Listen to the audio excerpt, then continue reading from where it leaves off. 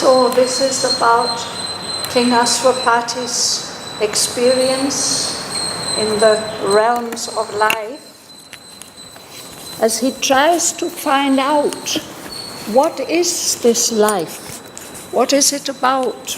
How does it work? It is all very, very mysterious and strange.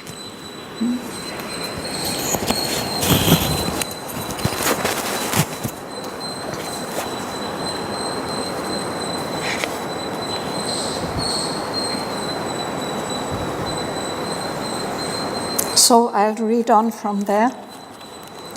Page 190, line 640.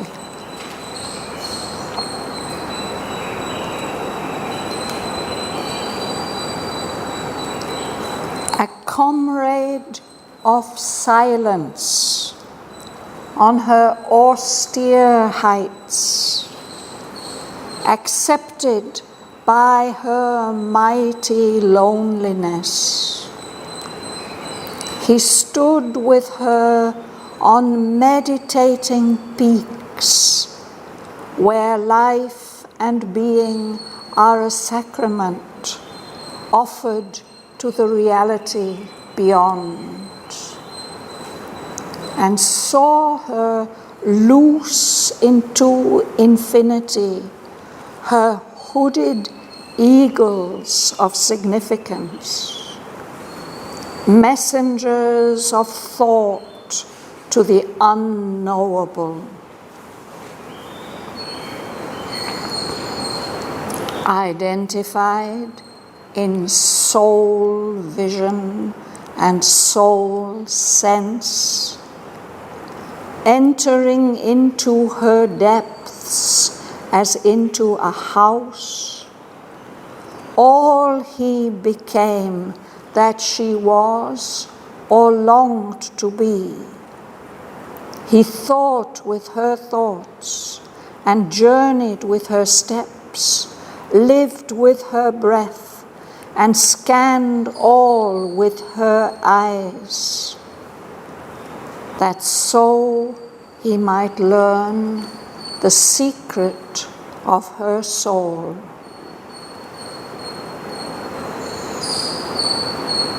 A witness overmastered by his scene, he admired her splendid front of pomp and play and the marvels of her rich and delicate craft, and thrilled to the insistence of her cry.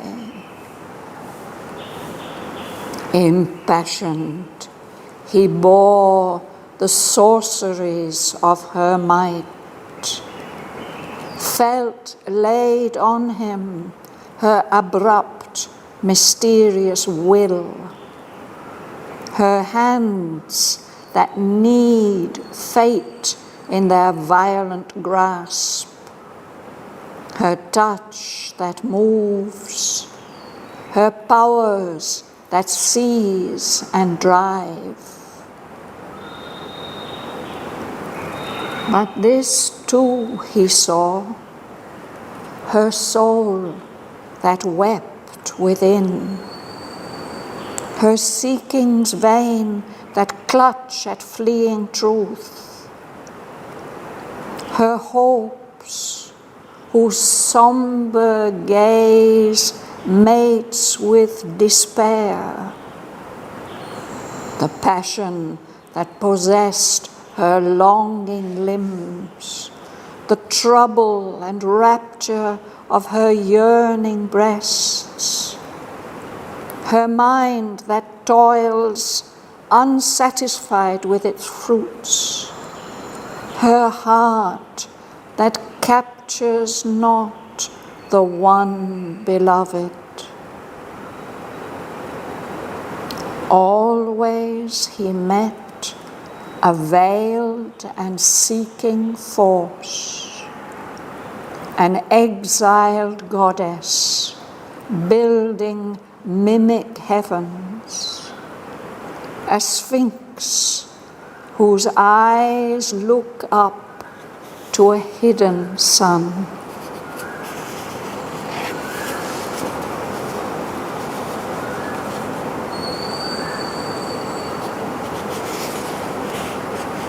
If we look back to the beginning of this section on page 188 at the break, we see that Aswapati is described as a hunter following in life's fine and mighty trails. It's if he's tracking an animal, following the signs that will show him where the animal has gone and why. So similarly, Aswapati is trying to understand the mysteries of life.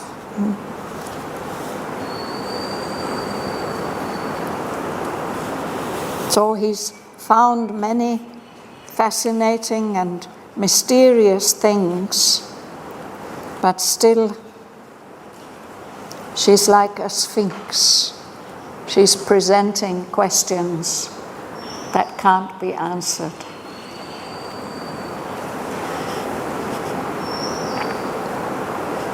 Will you start, Prema? Yes. Line 640. In tolerate of silence, conquered a street fight. Accepted by her mighty loneliness, he stood with her on meditating peace, where life and being orient sacrament, offered to the reality beyond, and saw her loose into infinity, where cooler eagles of significance, messengers of thought beyond measure. Thank you. So this is one of his experiences of life, that he's as if he's accepted as a comrade, as a friend, by a power of silence. And our silence dwells on the austere heights like the peaks of the Himalayas.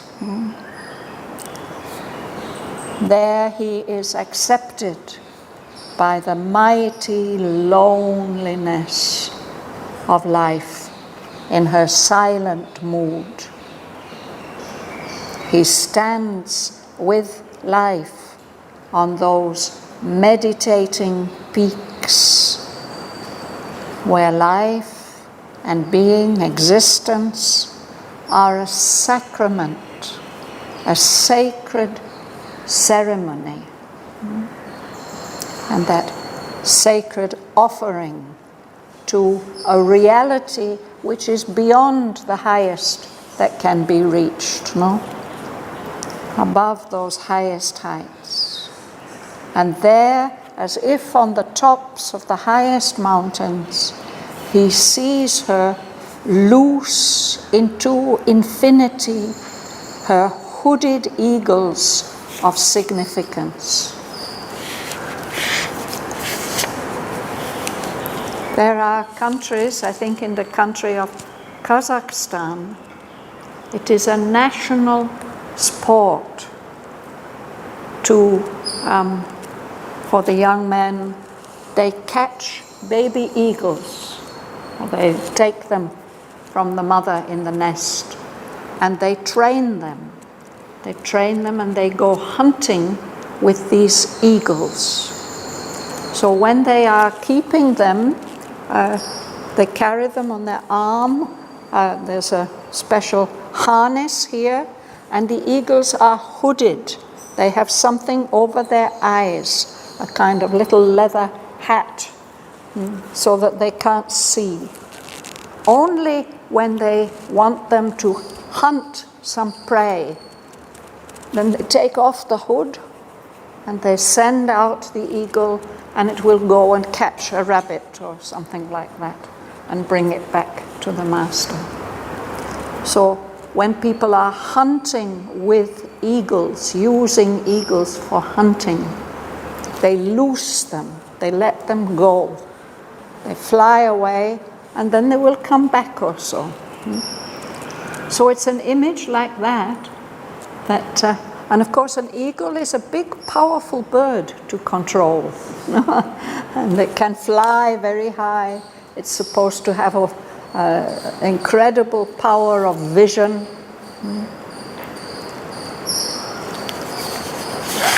So he sees life, as it were, letting loose these eagles to go hunting. But these are eagles of significance. They have meanings. They have some message which they are conveying. He says that these are messengers of thought to the unknowable. It means they're going beyond the realm of mind into the far high distance to the unknowable, that which never can be known.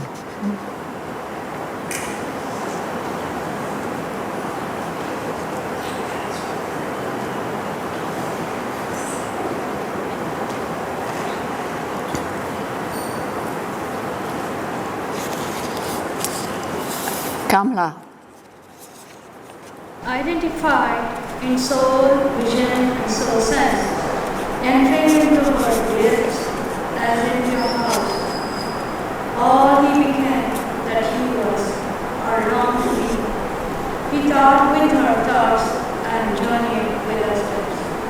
Lived with her breath and scanned all with her eyes. That so he might learn the secret of her soul. This is what he wants to do, to learn the secret of the soul of life. What is this power? So he is able to identify with the life power or the life force. He identifies with his soul vision and his soul sense, what can feel. And it's as if he goes deep in to the depths of life, as if he's entering a house and exploring the different rooms. And with that power of identification, he became everything that life was or wants to be. He became all he became that she was, or what she longed to be. He's identified with the life power. He thought with her thoughts and journeyed with her steps, lived with her breath and scanned all with her eyes. And he's doing all this so that he might learn the secret of her soul, the soul of life.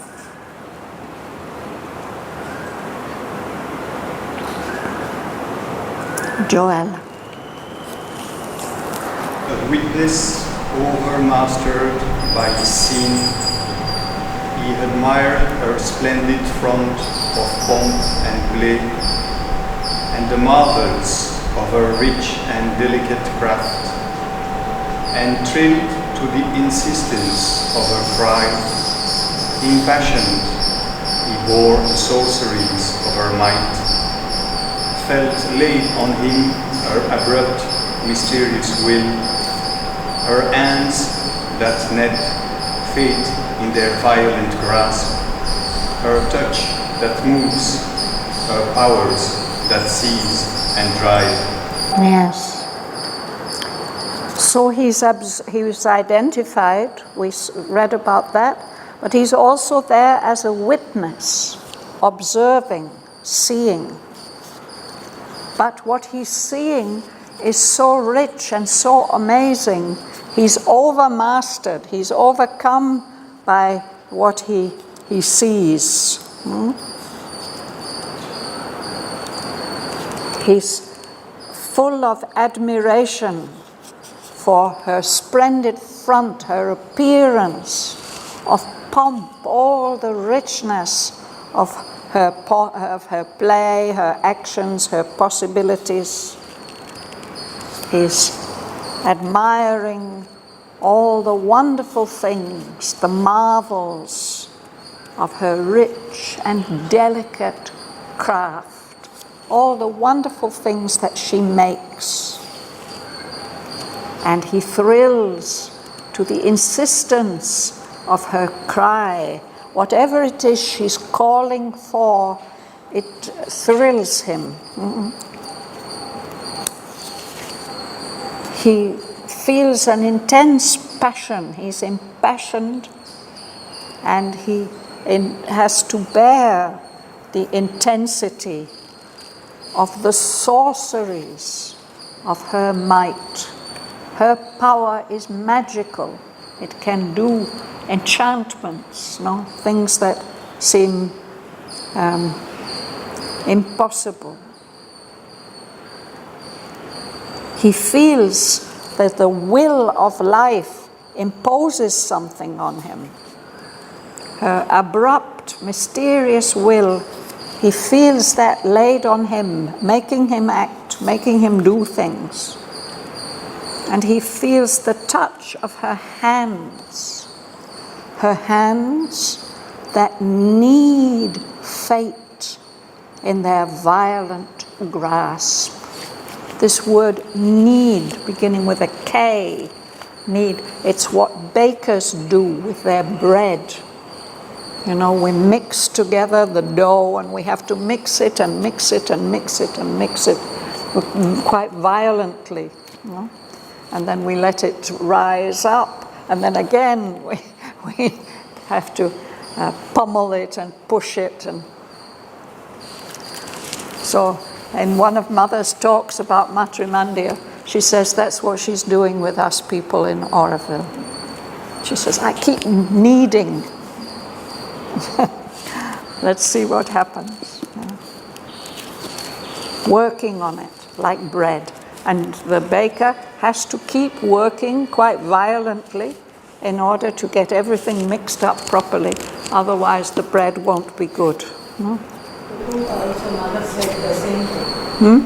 Rupa also Mother said the same thing. Kneading. Mother uses. Yes. But why it's violently? Why they have to be violent? Yeah, somehow you have to put energy into that bread, no? Instead of violence, they could put their energy. It would be nice, no?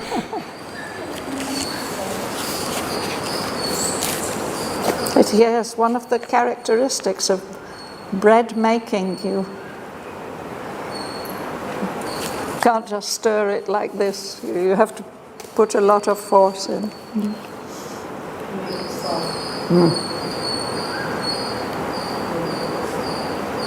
He felt her touch that moves him, and her powers that seize hold of you and drive you, force you to go where she wants. So all these experiences he's having. But then there's one very special experience. You read, dear. Yeah.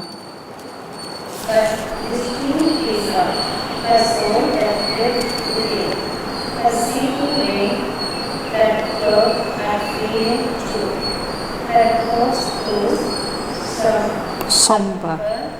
case that speak disappear. That was an ocean, The that passion. that possessed her longing land, that trouble and the terror of her yearning blessings, her mind that toils Unsatisfied. with its fruits, her heart that catches of the one love, always innate, a guide and seeking force, and is it goodness, Goddess. goddess, building, bringing heavens,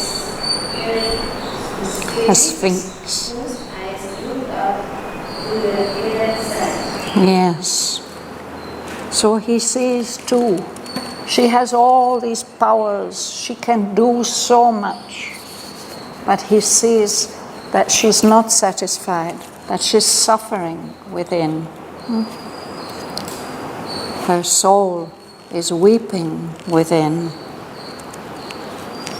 because all her seekings are in vain. She's clutching at some truth, at some reality, but it's always running away from her. She can't seize what it is. She has such hopes, but the eyes, her eyes that are so full of hope, they're also dark because she thinks those hopes are not going to be fulfilled. Her hopes made with despair, how can they be fulfilled? And there's this intense feeling which is possessing her. It's like the feeling of passion, the trouble and rapture of her yearning breasts. She's longing for the embrace of something that doesn't come. There's her mind that goes on toiling, working hard, but it's never satisfied with what it gives birth to. Above all, because her heart is not able to capture and possess the one beloved being, the Lord. So wherever Asvapati looks at life, whatever aspect he studies of her, he's always meeting this force which is veiled, half hidden, and also seeking, dissatisfied. She's a goddess. She's been exiled from her native paradise. We read about it in Canto 3, that realm of endless bliss, which is her true home. But she's been exiled from there to come into this earth existence. But she's always trying to recreate the heavens that are her home. So she's building mimic heavens.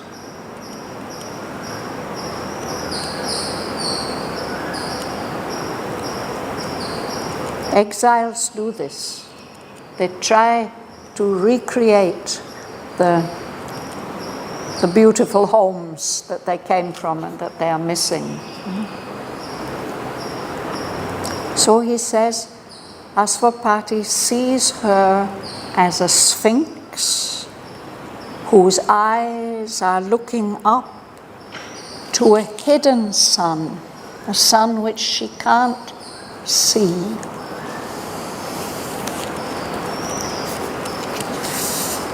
Sri Aurobindo refers to this being the Sphinx in 3 or 4 places in the poem. You might have a picture in your mind of the Sphinx. We think of the sphinxes that are there guarding the pyramids in Egypt.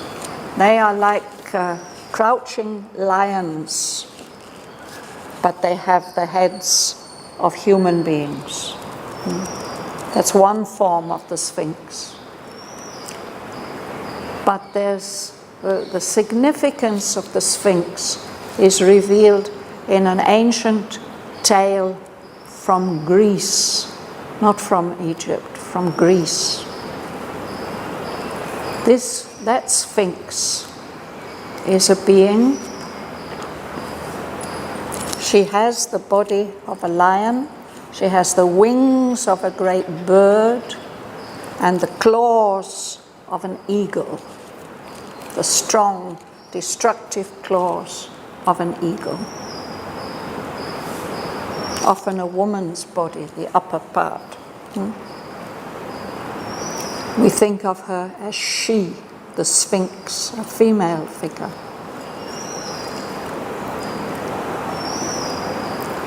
She's a symbolic figure, and her role is to test our knowledge, if we are seeking for the truth, we are sure to meet her on our way.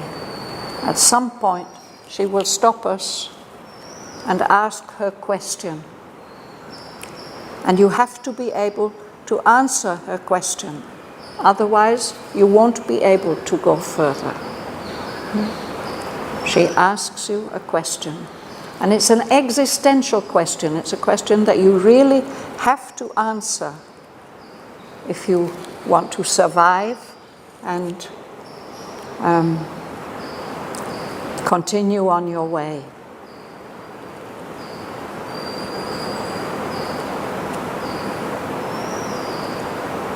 This being appears in ancient Greek mythology.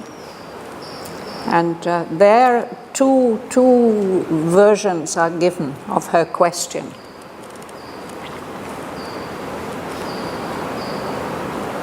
One version is that she asks,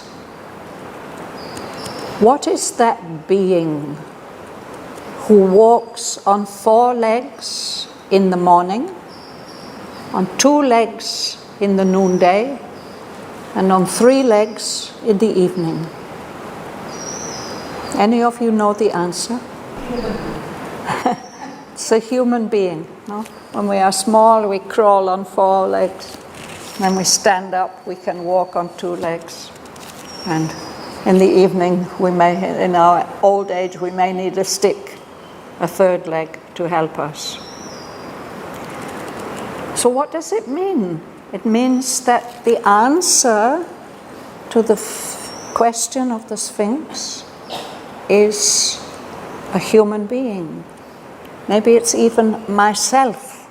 I am that one who walked on 4 legs and 2 and will walk on 3 legs. That's important to know, that the answer to the real existential question, it's in yourself. There's another version of her question.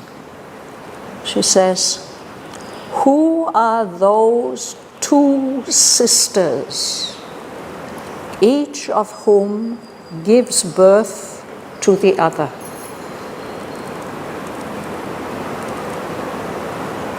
Day and night. Day and night. Day and night. Okay. So that's also an important thing to know about our life, that it's a life of duality. And if there's darkness, it's going to give birth to light. And if there's light, it's going to give birth to darkness. But this alternation always goes on. So if you have these 2 answers, definitely it will help you on your spiritual quest. If you have this knowledge. So, but here, the Sphinx seems to be questioning something above, no? She's looking up to a hidden sun. There's a sun of truth, the sun of supreme truth, the divine presence. But it's hidden from her. She can't see that sun. She's not getting the answer. That is how Asvapati sees life at this point in his quest.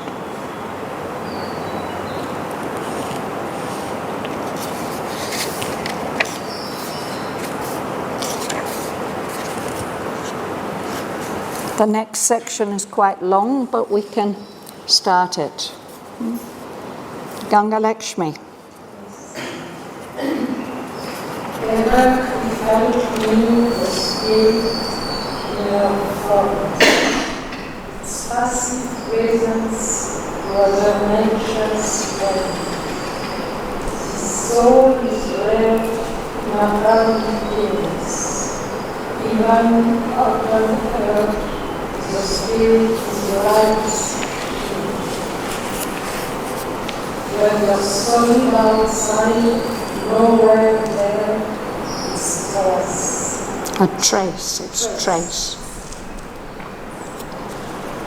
stand on her hearts is undiscoverable. The pathos of lost heights is its appeal. Its appeal, yes. So, what does this mean?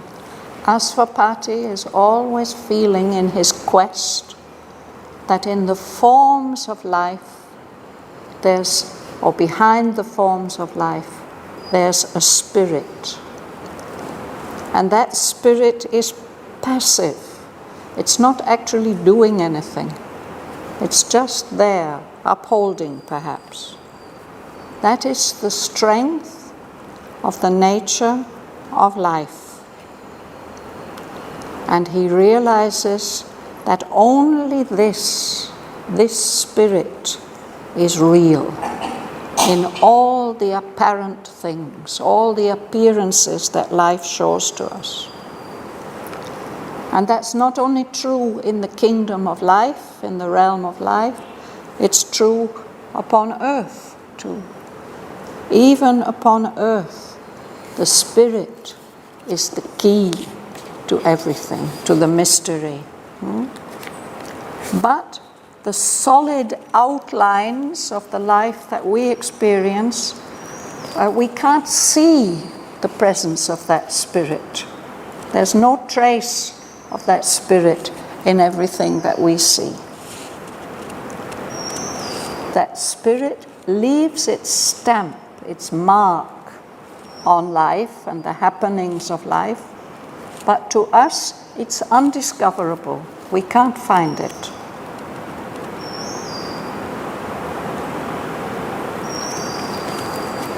There's something appealing to us.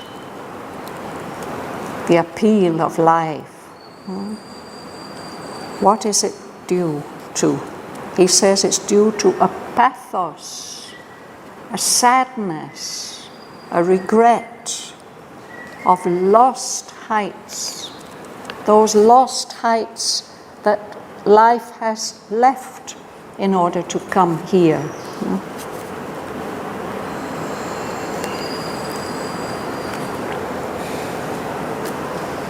Who's next? Alexander, will you read? Only sometimes is called a shadowy line that seems the hint of vague reality. Lies stared at him with vague, confused outlines, offering a picture that eyes could not keep. A story that was yet not written there.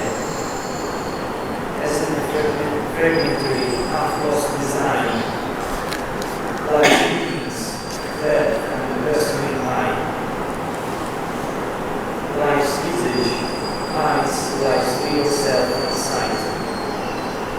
Life's secret sense is written within, above. Right. So, this is what he's seeing.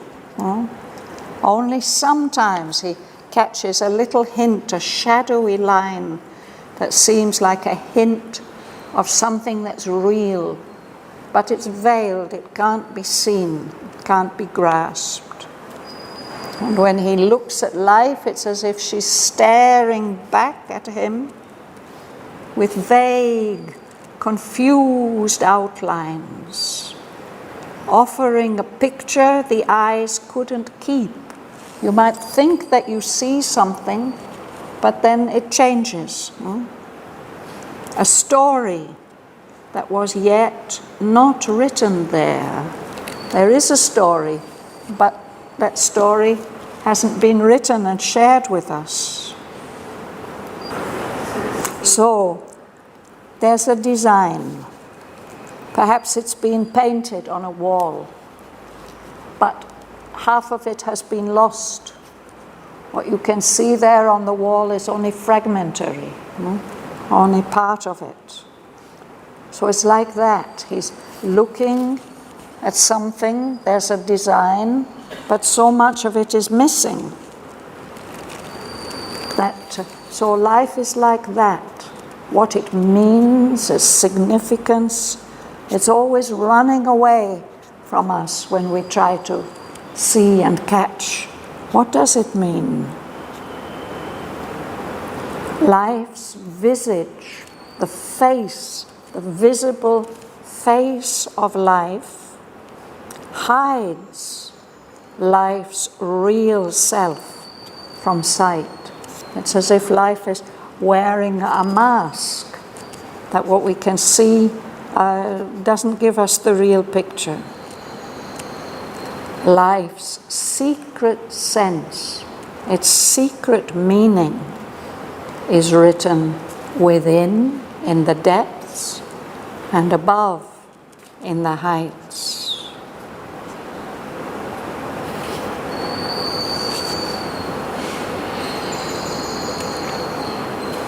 Will you read? The thought that is a sense used that one is not seen in a small niche design. Then he hope you believe that the feelings sing or find the word of the all-playing child. You know this word charade? It's a game we used to play as children at birthday parties. A charade. You have to divide the people up into teams, and then they have to take turns in they decide on a word that has several syllables. Catastrophe, for example. And then they split the word up into the syllables, and they devise a little play, a little theatre. And they act out each of the syllables in turn. And the other team has to guess what is their word. Did you ever play that game when you were kids? No? Nobody ever? So anyway, that's a charade. It's a word, a secret word, that's presented to you bit by bit.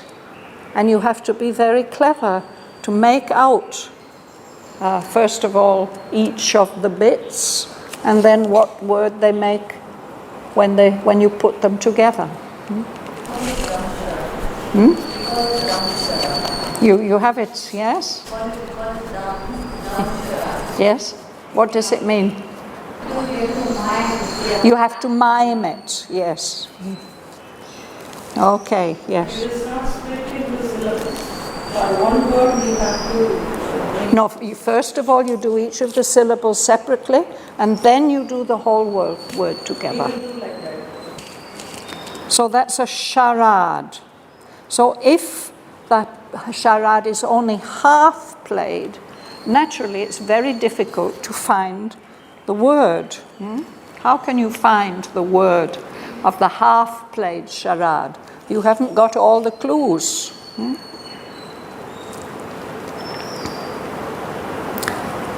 Only in that greater life,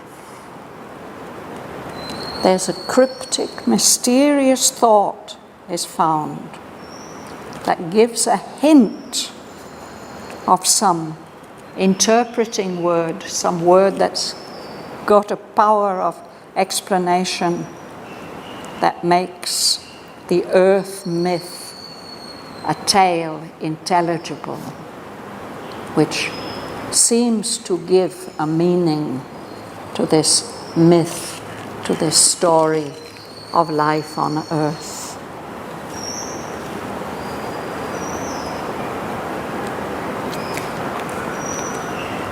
Would you read? Something was seen. Something was seen at last that looked like truth in a half-lit air of Asad's mystery. The eye that looks in the dark half of truth, made out of an image, mid a vivid blood, and carried through a mist of subtle tints. He saw a half-blind shade divinity, bewildered by the world in which he moved, prompting his soul. Thank you. So who is this? Asvapati, at last he sees something that begins to look like truth, something in life. It's in a half-lit air, a kind of twilight of hazardous mystery. It's even dangerous, it's risky.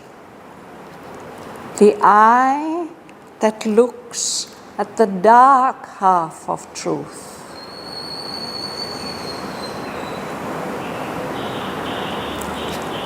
Can discern, it can make out an image. There is some kind of an image, a form. He sees it appearing through a vivid blur.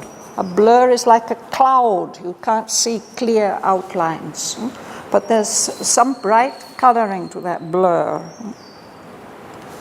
He peers. Asvapati has to, with difficulty, look through a mist of subtle tints, subtle colors, cloudy colors. And there he sees a half-blind, chained divinity. It's as if he's in prison, this divinity. A half-blind, chained divinity, bewildered by the world in which he moved, yet conscious of some light prompting his soul. Who is this?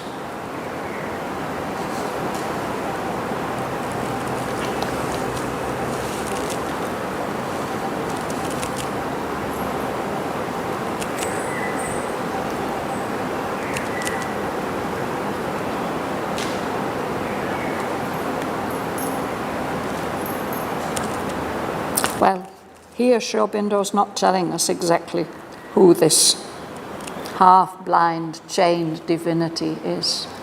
It's a being with consciousness, moving in this realm of life, bewildered, puzzled by it, and yet conscious of some light of knowledge, prompting, encouraging and giving advice to his soul.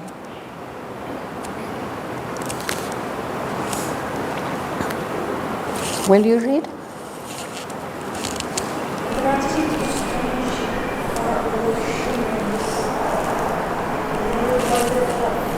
Fluting.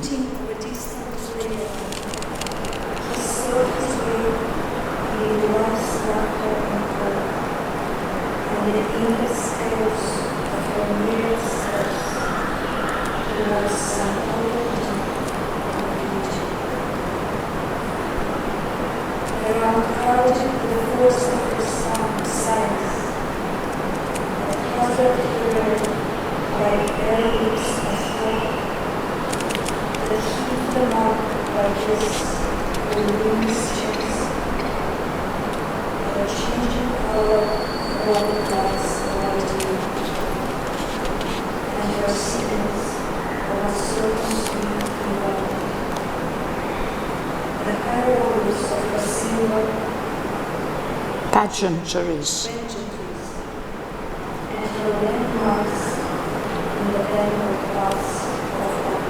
Yes.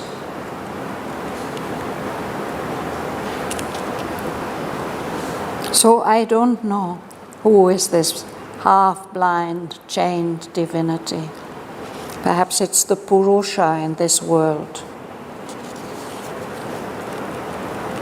He's attracted to far-off shimmerings, uncertain lights, and he is led, he can hear as if we would hear Sri Krishna's flute, the flutings of a distant player. So you try to follow, but the flute leads you off in different directions. So that divinity is looking for his way amid the laughter and call of life, and the index chaos of her myriad steps. It's as if life is going this way and that way and the other way, and you try to follow her. You think those footsteps of hers are indications, but they are just confusing, chaotic. But he's trying to follow her towards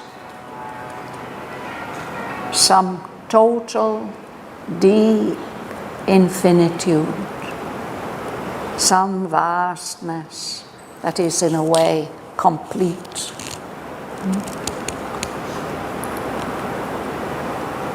So around, it's as if he's in a forest. The forest is a traditional symbol of life and the way you get lost in life, all the misleading signals that life gives you. Around, crowded the forest of life's signs. And at hazard, he thinks, oh, I'll just try this way or that way. He read by arrow leaps of thought. He thinks, I'll go this way. Maybe this will work. No? Sometimes they are right. They hit the mark by guess or by luminous chance, just by luck. And he's following her life's changing, colored road lights of idea. There's an indication, go this way, this way. This one's showing yellow, this one's showing orange. Her signals of uncertain, swift event. This has happened. Respond like this. And the hieroglyphs of her symbol pageantries. Hieroglyphs are a special kind of writing. You have to be an initiate. You have to have been given special teaching in order to be able to read them, that writing. And this writing is appearing through life's symbol pageantries, these wonderful displays that she puts on, which are symbolic, but it's very difficult for us to read the symbolism. No?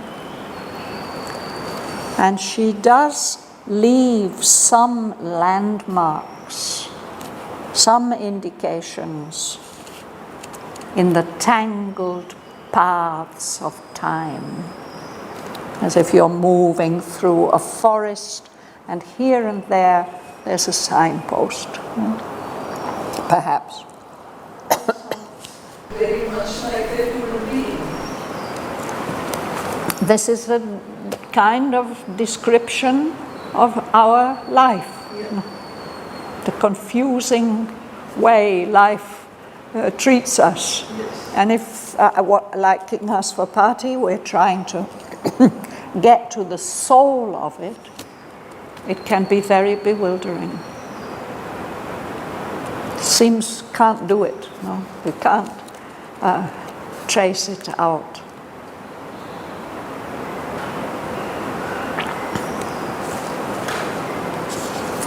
And later on, he tries to escape, to get out of this tangled maze.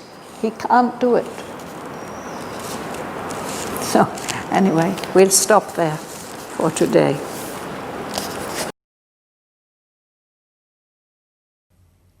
A comrade of silence on her austere heights, accepted by her mighty loneliness, he stood with her on meditating peaks, where life and being are a sacrament offered to the reality beyond. and saw her loose into infinity her hooded eagles of significance, messengers of thought to the unknowable. Identified in soul vision and soul sense, entering into her depths as into a house, all he became that she was or longed to be. He thought with her thoughts and journeyed with her steps, lived with her breath, and scanned all with her eyes, that so he might learn the secret of her soul. A witness, overmastered by his scene, he admired her splendid front of pomp and play, and the marvels of her rich and delicate craft, and thrilled to the insistence of her cry.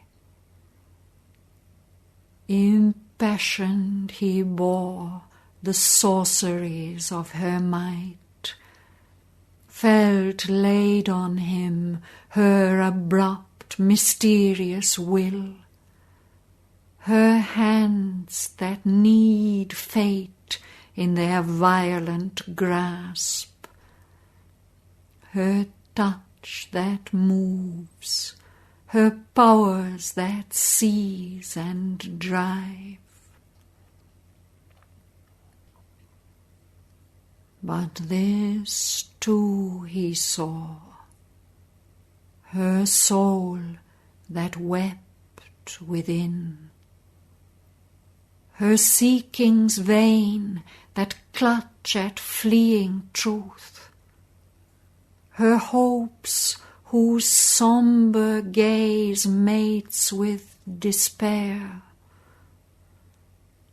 the passion that possessed her longing limbs, the trouble and rapture of her yearning breasts, her mind that toils unsatisfied with its fruits, her heart that captures not the one beloved.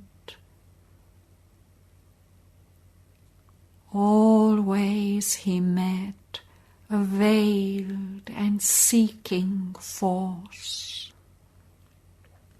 an exiled goddess building mimic heavens, a sphinx whose eyes look up to a hidden sun. Ever he felt near a spirit in her forms. Its passive presence was her nature's strength. This soul is real in apparent things. Even upon earth the spirit is life's key. But her solid outsides nowhere bear its trace. Its stamp on her acts is undiscoverable. A pathos of lost heights is its appeal. Only sometimes is caught a shadowy line that seems a hint of veiled reality.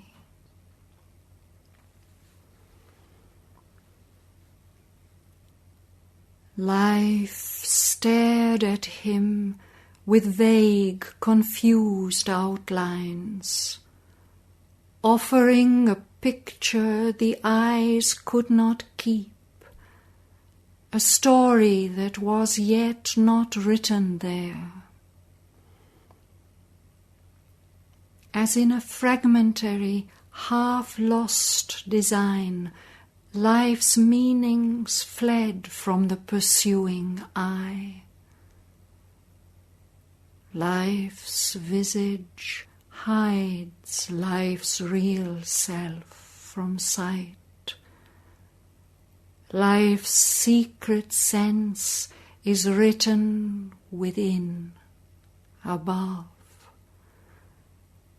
The thought that gives it sense lives far beyond. It is not seen in its half-finished design. In vain we hope to read the baffling signs or find the word of the half-played charade. Only in that greater life a cryptic thought is found, is hinted some interpreting word that makes the earth myth a tale intelligible. Something was seen at last that looked like truth. In a half-lit air of hazardous mystery, the eye that looks at the dark half of truth made out an image mid a vivid blur, and peering through a mist of subtle tints, he saw a half-blind, chained divinity, bewildered by the world in which he moved, yet conscious of some light prompting his soul. Attracted to strange far-off shimmerings, led by the fluting of a distant player, he sought his way amid life's laughter and call, and the index chaos of her myriad steps, towards some total deep infinitude. Around crowded the forest of her signs. At hazard he read, by arrow leaps of thought, that hit the mark by guess or luminous chance.